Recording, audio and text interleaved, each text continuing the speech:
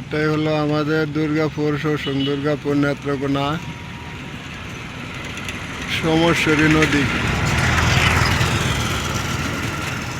এই দুর্গাপুর এক সময় বালুর জন্য বিখ্যাত ছিল, কিন্তু এখন বালুর ঘাট বন্ধ থাকার কারণে একদম রাস্তাঘাট এই যে সন্ধ্যাবেলায় পাকা।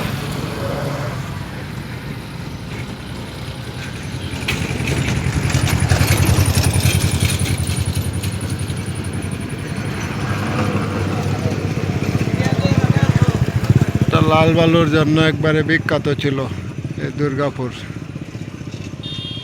আর আমি, আপনারা জানেন যে সুক্রিয়া টিভি জামাল এই ইউটিউব চ্যানেলে সারাক্ষণই ভিডিও দিতাম দুর্গাপুরের।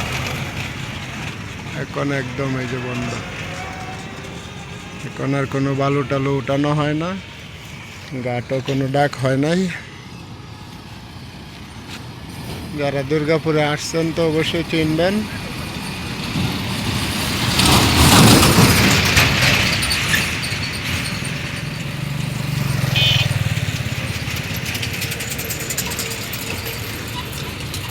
এটাই হলো বিরিশিরি ব্রিজ। তো ইনশাল্লাহ বালুরঘাট চালু হলে আবার ভিডিও দেব।